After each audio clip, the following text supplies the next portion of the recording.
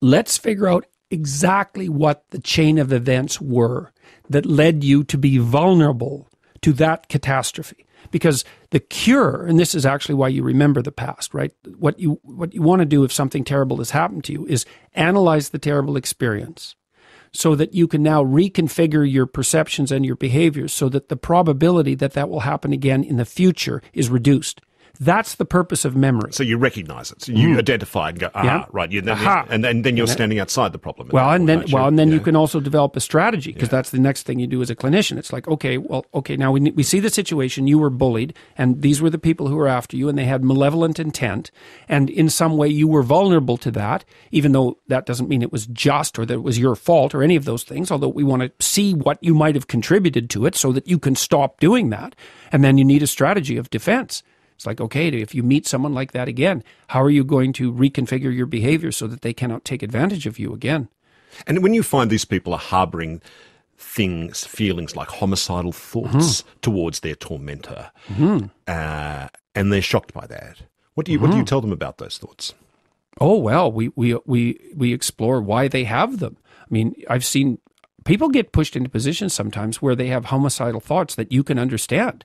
They've been betrayed by someone. The betrayal is ongoing. They've been pushed into a corner where terribly, terribly unjust things are happening to them that have serious consequences for their lives. It's not surprising that they have vengeful and hostile fantasies, and obsessions sometimes.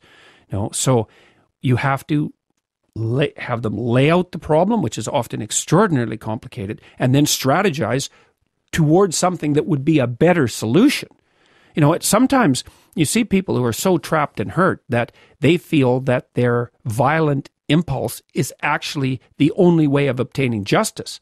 And discriminating between justice and revenge is not easy. That's a very, very, it requires a very, very sophisticated analysis of the situation to distinguish between vengeance and justice. And so you might say to people, well, you should give up your anger because it's so hard on you, it's ruining your life. And they say, well, I can't. This is so unjust. Every ethical bone in my body cries out to me to rectify this. You have to help people find a pathway that's more productive. It's very difficult.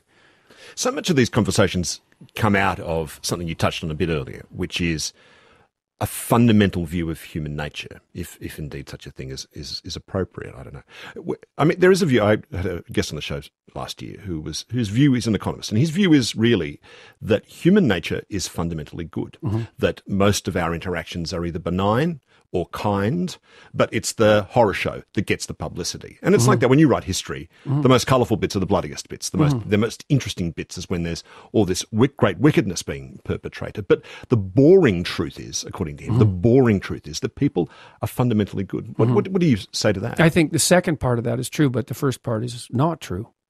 I think that people are good and evil, and that's the case for everyone.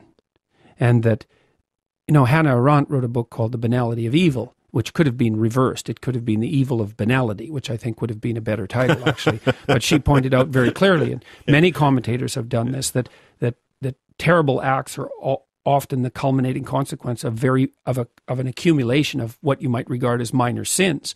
So the mythological landscape is that the individual is the hero and the adversary at the same time. That would be mythologically represented in Christianity, for example, or represented theologically as the eternal conflict between Christ and Satan. But you see this sort of thing mirrored in popular culture all the time. It's Harry Potter versus Voldemort, for example, or it's Batman versus the Joker, Superman versus Lex Luthor.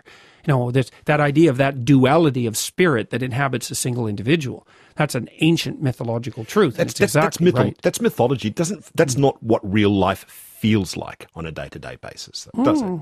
Oh, it depends on what your life is. Well, that's true. That's true. I mean, I'm not living in the killing fields of Cambodia. This is true. And this is true. And it's always a good thing to remember that. I give thanks and praise to it every day, just quietly. But nonetheless, I think by and large, I mean, most people listening right now would feel that their lives there's not many Jokers or Lex Luthors or Voldemorts in their lives. There might be here and there. They're rare. And when they pop up, they're a big shock to everyone. Yeah, well, so they're outliers rather than an integral. Well, part they are as super villain figures, because those are obviously those are caricatures in some sense, But it doesn't. You don't have to scrape very far down underneath the surface of most people's lives to find fairly appalling stories of betrayal and self-betrayal.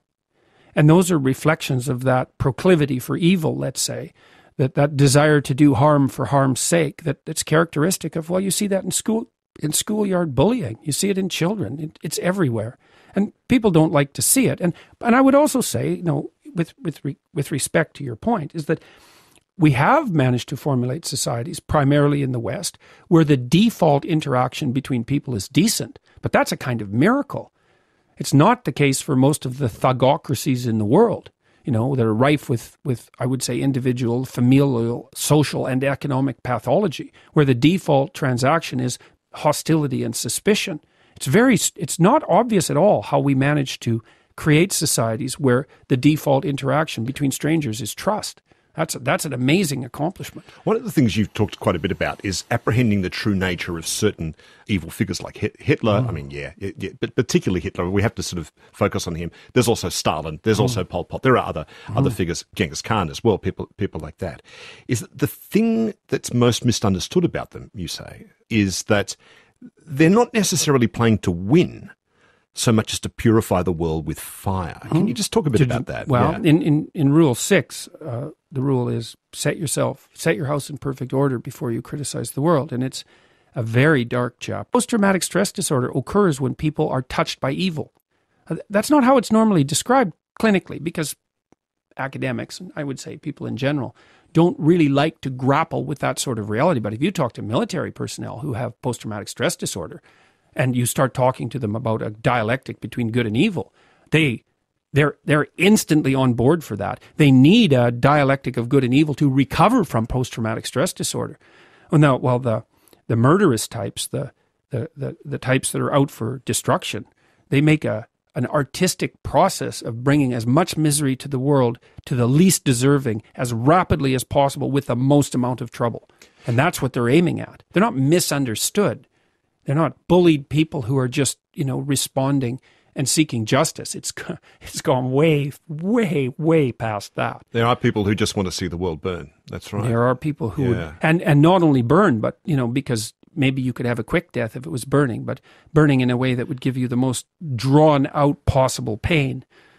Winston Churchill famously in the 1930s was the one conservative politician in Britain who recognised Hitler for what he was. Chamberlain and his colleagues believed Hitler ultimately would be a rational actor and would act in rational self-interest, and was constantly confused and confounded by it. But Churchill kind of recognised that malevolence in Hitler. Do you think he was able to do that because he had part of that in himself? Oh, definitely. And recognised it in himself and was fascinated by it. The first thing that we might point out is that it's by no means self-evident, except as an axiomatic statement, which is what the economists do, that self-interest is rational.